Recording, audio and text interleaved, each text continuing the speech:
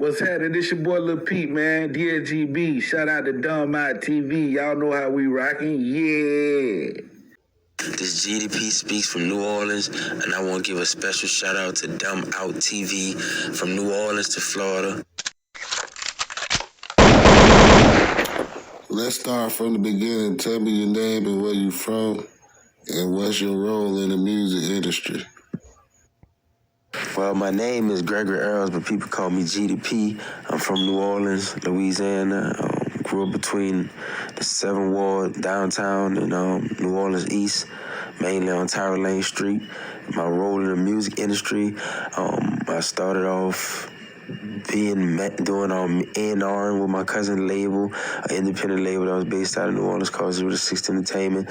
And I got into management, working with music artists as a manager. And then now I'm doing blogging as a media blogger. So I blog and I do interviews, but like I said, from A&R into management with music artists and even blogging, doing media, that's what my role is now. So that's kind of what I do. What was your upbringing like? Tell me what it was like growing up in New Orleans. I mean, growing up in New Orleans and shit, we moved around a lot. We was on Section 8, so we moved around a lot. We moved, like I said, from the 7th Ward to the east to 6th Ward. We was always moving around a lot and shit, but it was good. I mean, we had our problems and stuff like that. My dad was into, he had kind of, at the time, drug problem, but he, been clean for years now. But at that time, he, was on drugs, and sometimes, like Boo said, my daddy couldn't get what he had to get in here, wound up, fight my mom. And so we had problems too, whatever, like most people and all that, because drugs affected a lot of people in my family. But, we had a lot of good times too, when we had money and we went to nice restaurants and got the toys we wanted sometime and all that. So, it was just like a lot of other families that had traumas and, bad things in the ghetto at the time, coming up in the kids do. So like I said, that was, it was kind of tough. Like I said, my childhood, like I said, my dad doing that, but my dad come from a rough household too. My grandmother and them drunk a lot. So, it was kind of like, my grandma could be kind of violent sometimes. Like, she was still a sweet person, but, she used to drink a lot. So my grandma used to be, had a bad temper, and it kind of, I guess, wore off on my dad. My mom kind of came up a little different, so, she was a little more sheltered. So just that, them going through that affected them, and it kind of affected us. So we did regular shit, like you said, played football, knocked on people's doors and ran, played with spinning tops, stole out stores and tried to steal a Cash Money CD out the Camelot records and, in the mall and the plaza and stuff like that. So we just did a lot of this stuff, like, hood little kids do. And like I said, that's because a lot of people in my family at the time was like, like my dad, and a lot of people was like drinking and, people was, using drugs, aunties and all them. So like I say, it wasn't no Huxtables. Like, I didn't come from that kind of family, but I think my mama did give us the balance because, like I said, my dad didn't come from uptown and they came up real poor. And like I said, that was my grandma Rita Mae, my dad mama, then my mama, her name was Rosalie. She was a country girl from Napoleonville, Louisiana. So, we still played, like I said, Tecmo Bowl and Ninja Turtles, and Deion Sanders, my favorite football player. I know you from Florida. Deion Sanders Florida was one of my favorite football players. So, but that's what I want to do, though. I just want to, just have fun with my cousins and my brothers. I got 2 sisters and 2 brothers, and I'm the middle child. So, it was tough, growing up in New Orleans. But we had our fun times too and all that, being in the East and shit, sometime in the 7th Ward. So how you feel about these so-called steppers out here telling on the dead or telling on anybody, period, you know what I mean, and calling themselves steppers? I mean, like I said, the game's just different now. I mean, everybody, moving the goalposts, everybody making the rules up as they go. They changing the rules in the middle of the game. Like, people knew the games that they got into and what the games was and the rules of the games. At least they said they had rules to the game, but, people make the game and they make up the rules as they go, I guess. So, I don't know. Like I said, if they could sleep at night with the decision they make, that's all on them. I mean, I don't respect it. I feel like, if that's what you say you signed up to do, then you did, you're supposed to, keep it real, or keep it real with yourself, whatever, But like I said, when you break the rules of the game and then you get all of your awards taken away from you from, your street cred or whatever, then you got to live with that. It's just like taking the Heisman back. Like, all the stuff you did don't count no more. So, I mean, like I said, at the end of the day, I don't, I'm not into it, but I feel like, the game just... And tell me a little bit about some of that New Orleans lingo that you be hearing, like, in other people's raps, like, the Woody. Tell us a little bit about some of them lingos that New Orleans coined first. I want to know that from your mouth. Well, I know a lot of dudes from Florida say water and stuff like that. I mean, New Orleans, that's some shit that the Hot Boys really made real famous and all that shit like that. And, No Limit and all that, made songs like "Where They At, Water, I'm Over Here, Water, I'm in the 5-0 to the 4. So, that's just like our lingo. Like, people might say yeah with the yeah. Like Juvenile say, working with some ass, yeah. Your bad, yeah. Make a nigga spend his cash, yeah. We say that, we say, what's happening, bitch? It could mean a bad thing. It'd be like, what's happening, bitch? Like, it could be a greeting. It could be, what's up, bitch? It could be something bad. A lot of things that we say could be taken different ways. It's just a way to deliver it. But we say all kind of stuff. Like you said, the way we say that's my little son, like that's somebody that's under you. And it's just a lot of things. New Orleans got a lot of different lingo and different slangs and all that stuff like that. And it's just influential. We just an influential city. We have been for years. Could you tell me the difference between uptown and downtowns? Like, what wars in the uptown, which rappers from the uptown, and which wars in the downtown, and which rappers coming from the downtown that we might know? You know what I mean? Because we don't know the difference. Downtown wars, you got the fourth wall that y'all might know about, the fifth wall, the sixth wall, the seventh wall, the eighth wall, and the ninth wall. That'll be downtown. Rappers that y'all might know from the ninth wall could be Kid out the ninth wall, Magic, that was with No Limit, Mia X 7 wall, Manny Fresh 7 wall.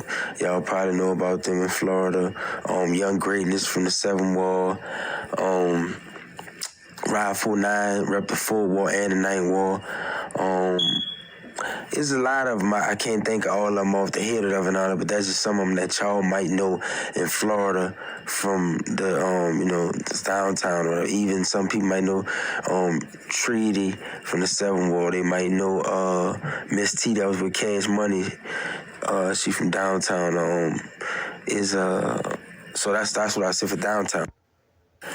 Uptown, and like another downtown rapper too, Fifth Wall Weeby out the Fifth Wall. Uptown, most of them y'all might know, Mystical from the 12th wall, BG from the 13th ward, Baby rep the 13 and the 3rd wall from Cash Money CEO, him and Sugar Slim. Juvenile and them, y'all know they from the 3rd wall. St. Thomas would be like DJ TT Tucker. TT Tucker from the St. Thomas. That's one of the first people that really put like bounce on the tape and all that. Jubilee, DJ Jubilee from the 10th wall. Stuff like that that I could think of. In the 17th, Lil Wayne, like one of the most popular rappers out the 17th that I could think of that y'all might know out there. Partners in Crime, BTY Youngin was out the 17th out of Pittentown, P-Town Mo. So there's a lot of rappers and the difference is, it's just like what separates uptown from downtown is the street, Canal Street. So, that was the neutral ground for the French. I think when the French met with the Spanish, or the French was supposed to be battling the English or something like that, but it was on Canal Street. That was the neutral ground. Most cities, y'all have a median when people drive and they about to get over the lane, we have a neutral ground.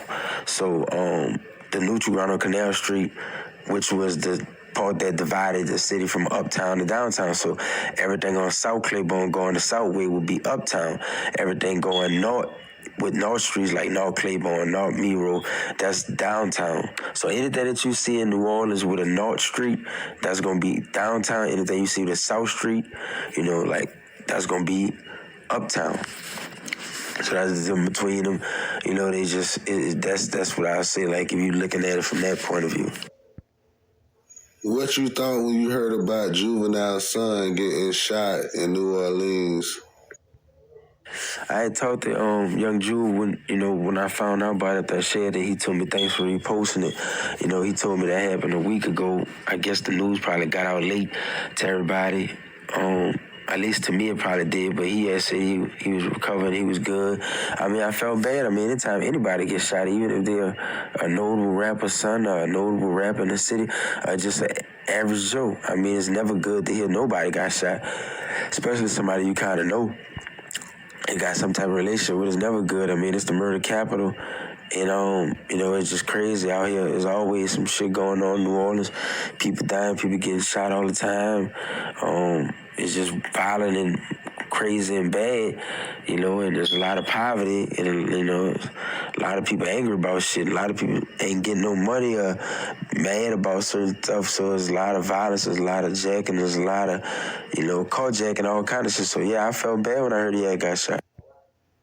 I don't know if you heard, but Terrence Gangster Williams had responded to something that you must have said. He said that you said about him on the video. I don't know, did you watch that video? But if you did, what did you think when you heard Terrence Gangster Williams responding to you? Well, I heard the song. I heard the video that Gangsta put up on his YouTube responding to me when he was saying I'm not a spokesman. He was like, well, Geedy, you contradicted yourself because you posting gangster rap stuff and, all this stuff like that on your page with gangster music but you speaking up for the people and you trying to help change laws and you at the Capitol building, you trying to do something positive, constructive, but I feel like you a contradiction. Well, like I said, I'm a blogger and that is what I do, but I am fighting for, my brother and 50 under 100 people to get a fair trial in Louisiana with a Jim Crow law. And like I say, I got that name New Orleans spokesman from Sean Cotton because I was defending Louisiana and New Orleans hip-hop on my page, whatever. It was way before I was even doing the stuff he saw me on when I was at the Capitol building, which I was at the Capitol building last week too, still fighting for that law to make it retroactive. So, that's his opinion or whatever and all that, but I understand it. He feel like that because like I said, I get it. He said that because the artists that I work with, that's under me, that I've been working with, J Merck, dissed them with the song Don't Even Count. So, and J Merck wanted to make that song. I didn't, make him make that. He Gangsta say before that he feel like he the biggest rat. He feel like he a bigger rat than 6ix9ine. And J Merck feel a certain way about people that, cooperate with the government intel because, in his case, somebody had, testified against him, so he felt a certain way. Just like I guess certain women might feel a certain way about people that rape women or whatever, that have been raped, and they feel like they don't like rapists, so they speak out about it. So that was J Merck wanted to make that song and he made it. But like I said, he don't have to say I'm a spokesman. I never said I was a spokesman anyway. Sean Cotton said I was a spokesman from Say Cheese, and it was for a different reason. But to each his own. So like I said, I was Gangsta opinion, and I respect how he feel, but I feel how I feel, and it is what it is. I'm going to keep doing what I'm doing, just like I guess.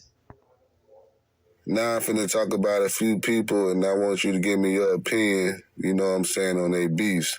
Like Terrence Gangster Williams and Boosie, and OG Murder, and Young Turk. Well, what I would say is Boost and them doing whatever they're doing, and the stuff with Turk and Murder, I don't have nothing to do with that, like I said, so I don't really speak on two other men's stuff, whatever they got going on, that's what they got going on. If they got something going on, that's not really my business, so I don't really care to even talk about that. Next question. Well, tell us about your A&R position over there at Cash Money, man.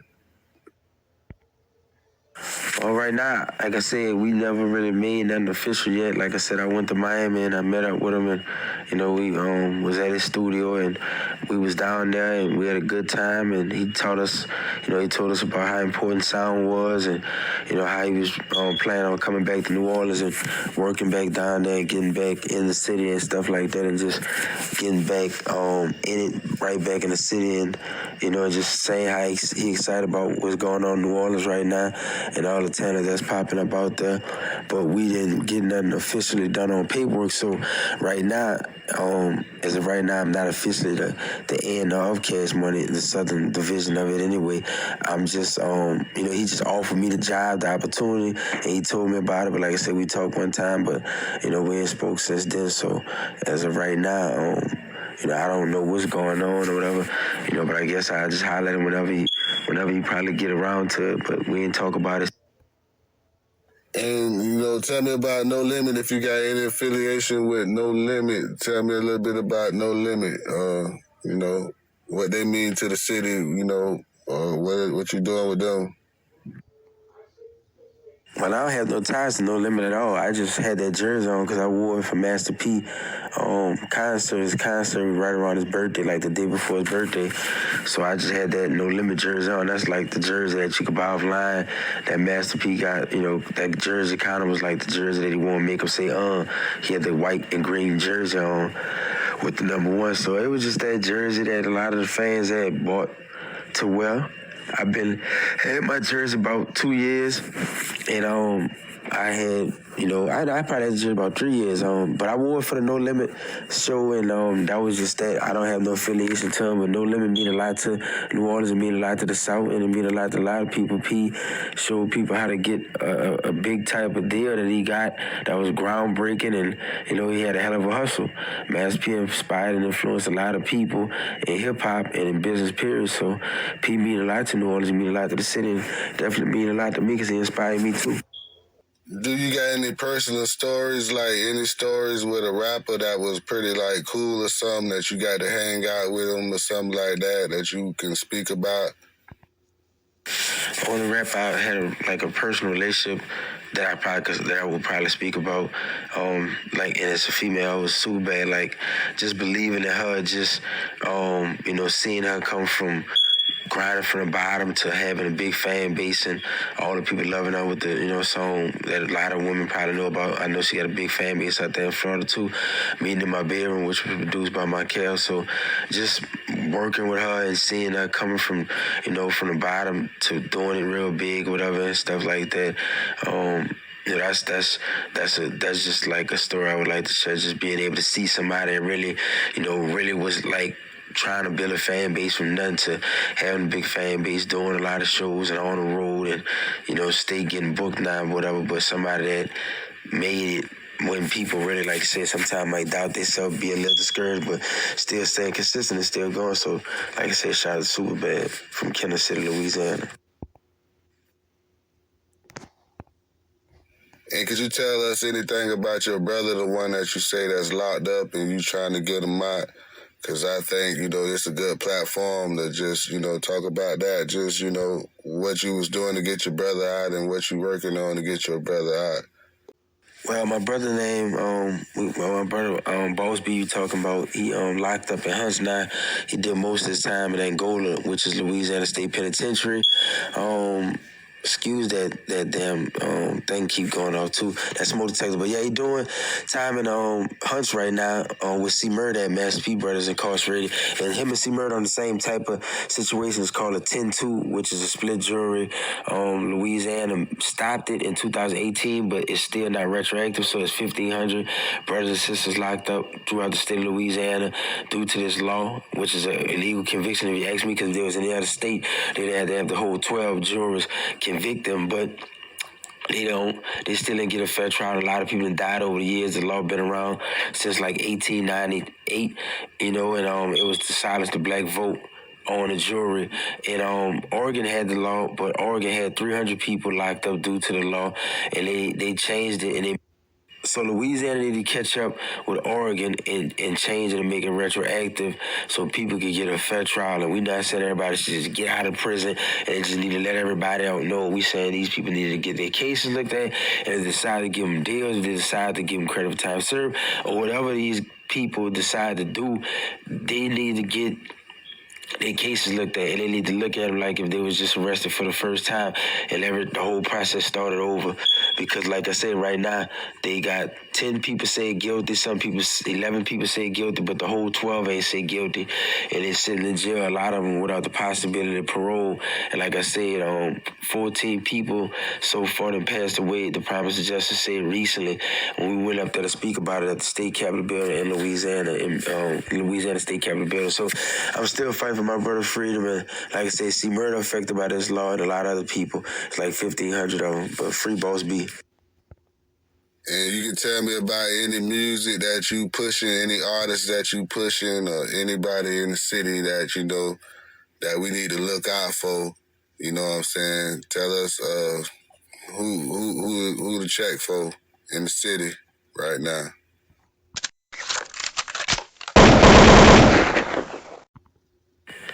I've been, like I said, working with J Merck. I've been knowing him over 10 years and stuff like that. And, that's the artist I work with closely. Jerk, I be working with G Jerk too, because that's one of J Merck, close friends that he work with. So I kind of be around them a lot, working with them a lot. But there's a lot of artists, like I said, I hate to always, I love name dropping, but then I hate it sometimes. It's like you always feel like it's somebody you miss. But it's a lot of people. It's like, Tatiana XL, Cole Young, YD the Illest, J Merck, Junior Montana, Ring Gitz, Iceberg, Treaty, Reedy, Vonnie, Vicky Lowe, Dino. Like I said, there's always gonna be somebody you feel like you miss. Man, there's just so many people. Jay Black. Like I said, it's a lot of artists. You always want to say, and there's always somebody you feel like you're gonna miss. Like I said, Jarrison, OBG Bang. Like I said, there's a lot of artists, bro, but like I said, you always feel like you forget somebody because it's like thousands of rappers out there.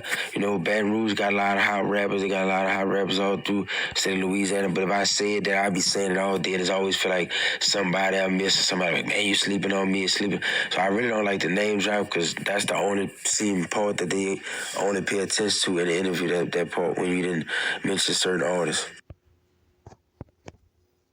And could you please try to tell me a little bit about the second line so we can understand that? Because for years I've been hearing stuff about the second line, and I know that's a New Orleans thing. So tell me a little bit about the second line so somebody from out of town can understand what y'all actually do at the second line. We always hear it, but we don't know what it is.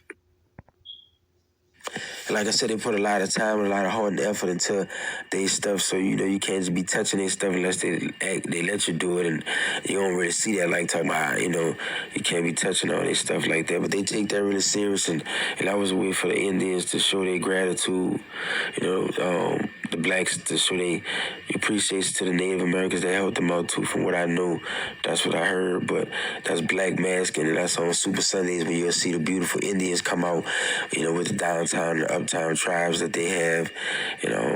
Rest in peace, Big Chief Tweety Montana. He actually passed away in City Hall, fighting for the respect of the Indian culture in New Orleans. The Mardi Gras Indians are, the Black masking culture. So shout out to Montana at the Seven War, Big Chief. But yeah, second line is, about celebrating that with the horns and the trumpets and the drums and stuff. Now, do you think C Murder got a chance to get free that he hired Ben Crump, on his case? Because, what I'm saying, my nephew, Marquise McLeod, you can go look him up. He was the black gentleman that got killed over the fighting over the parking space when he parked in the parking space and the white dude, he pushed the white dude down and the white dude came up and started shooting in Clearwater. That was my sister's son. And Ben Crump came down and got justice in the city. And I see that C Murder done hired him. So you think C Murder, we gonna get C Murder home soon? I mean, I remember that case about your nephew, and that was so horrible. I seen that when that guy killed him. I think he was, pushing the guy from like doing something with his mom or something. If I'm thinking the same story, but I do remember dude getting shot on the ground over by a white guy or some shit like that, and that was horrible. Like Florida with them stand your grounds law is really, really ridiculous. And if that's the same case I remember, that was horrible what happened to your nephew. And like I said, with them stand your ground laws, they be letting them get away with shit like that, and that's some bullshit. But I do feel like Ben Crump helping him out is a good thing. I just know that it's just so hard because, that they just don't want to give him no play. I mean, C Murder in a parish where it's really, really racist. I mean, the DAs used to come to, death penalty cases and wear like ties on their neck with nooses on their neck, like they was coming to lynch somebody. And I remember that case. But that's the same parish that David Duke worked on, which was a Grand Wizard, like Jefferson Parish, where he had the same place my brother got convicted. So, I think it's going to be hard, even for Ben, to help see Murder out in that parish, because they just don't be wanting to give him no play. I just feel like, hopefully, that 10-2 stuff turn around and they'll be able to help see Murder out or something like that. Because it's just, like I said, they just in one of the worst parishes, him and my brother, to be convicted in. Because, I mean, it's the same parish that doing Katrina. The sheriff at the time, Harry Lee, dead now, he said, I don't want y'all coming across the bridge with them chiwis in your head, meaning anybody that had dreadlocks. So it's a racist parish, and like the police over there in Gretna or whatever, like they be killing people so much. It's like, this is horrible. Jefferson Parish horrible. So, Ben Crump gonna have a hell of a fight over there in Jefferson Parish, trying to fight for C Murder freedom. I always thought if you got arrested in New Orleans, if you caught a murder, that you only had like 50-some days to press charges and the case would be all the way thrown out. What is that true? It used to be like that. That's why I used to call it a misdemeanor murder, because you didn't stay in jail that long before the DA accepted the charge. I think they got 120 days now to accept the charge, so it's a little longer. But back in the day, I think it used to be like 2 months that you might sit on the charge for murder, and if they didn't, grand jury didn't accept it, DA couldn't, get it to go through, then, they'll have to kind of release you. But now I think they got to hold you at least 120 days before they decide if they're going to, prosecute it or not. So, yeah, that's why they call it misdemeanor murder, because you didn't sit that long fighting the charge if they didn't have, enough evidence to get a grand jury to get an indictment. Being that I'm from Florida, I always grew up on New Orleans music, and the only music that me and my homeboys ever felt was some New Orleans music. And I just want to know, like, what you think, like, where all the similarities came in at, because I know a lot of people from New Orleans, they big fans of Florida music, and Florida big fans of New Orleans music. And, y'all rock the goals, we rock the goals, like, we got similarities, but we talk different, but we listen to the same music. Like, y'all a big fan of our music, and we're a big fan of y'all music. I mean, I know, Luke was fucking with Bust Down and back in the day and all that stuff like that. And, New Orleans got the bounce music, girls shaking ass, and Luke had Doo Brown and Two Live Crew and them making the girls shake their ass. So that was a similarity. The bass and the bounce, kind of just that ass shaking music. New Orleans people did like Trick Dad, and we fuck with Plies, and definitely they love Rick Ross in New Orleans. Even though New Orleans love a lot of East Coast shit too, but they do fuck with Florida shit, and I know we fuck with Kodak 9 a lot too in this era, since Kodak been around, and we know Florida love the Hot Boys and Soulja Slim, and just No Limit and Cash Money shit. So plus the Haitian stuff or whatever, we got a big Haitian influence on us years ago. That's still a part of our culture. That's still there, even though it's a long time ago. So I don't know, Florida, just a fire city. They got a dope accent, and we do too. So just. And like I said, our cities both got an accent, especially Miami, with a lot of the West Indies influence on South Beach and just Miami. And even throughout Florida, a lot of people came from the Caribbean and stuff like that. So, and we got a unique accent in the South too, in New Orleans and stuff like that. So, I guess it's just, I don't know. I guess the Caribbean influence on it, and just that gumbo pot of culture with Florida and New Orleans, it just kind of make us kind of drawn towards each other's swags, whatever, and shit like that. But I would say that New Orleans do got a lot of influence too, especially in hip hop in this era from New York.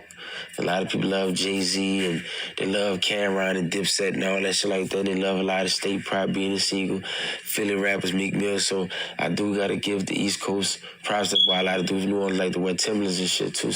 Cause we fuck with the East Coast. And let's talk about the gold teeth. I heard they got permanent gold teeth out there. Where do people go get their permanent gold teeth? And I'ma tell you, if you don't know, we get our gold teeth from Miami, like the bottom of the map, like where Plies and Trick Daddy type of gold teeth. But they dudes up in Pensacola and Milton, Florida, up in the Panhandle, they go to New Orleans and get their golds from New Orleans. So tell me a little bit about y'all culture, like the golds and the history and stuff like that with the gold teeth. And people been wearing golds and stuff like that for a long time, like way before America was even around. But in New Orleans it was a big deal. And, even with Jack Johnson, a boxer, heavyweight champ back in the day, long time ago, Jack Johnson from Galveston, Texas, he had gold teeth in his mouth and all that. But my grandmother had, my grandma Rose Lee had gold teeth in her mouth. My dad had the gold tooth with champagne on and with the star. My uncle and them had stars on his shit. My aunties had gold teeth. So everybody, I remember all my aunties damn near got golds and uncles. Two of my uncles got golds, like 3 or 4 of my aunties had gold teeth. Now, like I said, my grandma had it. So it was just like a culture thing or whatever. And a lot of people got their gold teeth that I remember from First and Claiborne. That's where everybody's going to Uptown. I got a lot of cousins with golds. Everybody that I knew coming up had gold teeth. They used to get the Christmas specials and all that and go get your gold teeth put in around Christmas time, because that was the shit or whatever. I remember I used to even want golds when I was younger. I used to want at least 2 on the sides at the top, 2 at the bottom on the sides, or 4 at the bottom. I used to want, but I never got it, but I used to want that because everybody had it. All my cousins and, the neighborhood doughboys, the neighborhood superstars had it. And that was what we seen and shit like that. We listened to A-Ball MJG a lot. My brother and them was on that a lot. And Ball and G and them had goals in their mouth and shit. So, and like I said, a lot of rappers did and stuff like that. So, and like I said, a lot of our family members did, so it's just something that's big in New Orleans to have goals. Now they don't do it as much because everybody kind of look at it like it's lame, but I think that we lost our Southern way, and a lot of people in the South still do it, but New Orleans don't do that because we so East Coast influence, I guess. Now that they just look at it like that's not a cool thing, but back in the day they had. Like I said, back in the days, to have gold teeth was the shit. You had money, you was that dude. You had goals. You had a lot of goals. That mean you must be getting money. But like I said, now it's frowned upon. So a lot of people that had gold teeth, they taking them out. They don't have them no more. They got pearly whites. And it's not the same no more, but you'll see a lot of dudes throughout the South and other places that have, the platinum in their mouth with the diamonds and the grills and permanents in their mouth. But in New Orleans, it's just not... It's not cool like it was back in the day. But back in the day, it was like some Southern serious shit. But I know in Florida, y'all gonna still keep it going because Florida, y'all love that down south shit. But in New Orleans, they don't. You ain't gonna see no rappers in this era, have it all in their mouth like that. They're not gonna do it like talking about it. Was it ever a time period where people from New Orleans was saying that they was a goon like Florida, or they was saying they was a thug like Baton Rouge, or they stayed to the trends and stayed to the code and always said they were soldiers? I mean, everybody was probably saying the goon stuff and all that, but I mean, I wouldn't say it like that. But there had people that were saying goon and all that. I would say that. I mean, I think Plies definitely did influence a lot of people if that was where you going at with it. I mean, but New Orleans always been on some soldier shit. That's why everybody in New Orleans, for Katrina, after Katrina, you probably seen a lot of dudes wearing soldier rags in Atlanta, dudes wearing soldier rags in Texas and all that, because they all wearing camouflage hats, because it was just like some shit that we know about New Orleans. So New Orleans, you know, a soldier, you know, at least I remember niggas still wearing that, even though different parts of the city don't, you know, they that's mainly for the Magnolia, but a lot of niggas was wearing that camouflage shit, like especially out of town, you know, that's how niggas knew who was from what. But to answer your initial question, yeah, I think Plies goon shit was that influential that you did hear cliques that was calling themselves goon and some goon that insane goon for Plies. So yeah, Plies was influential. This GDP Speaks, and I'm rocking with Dumb Out TV from New Orleans. I'm rocking with your gold mouth shorty. You already know what it is, whatever, we in this thing, whatever, GDP. Let's get it.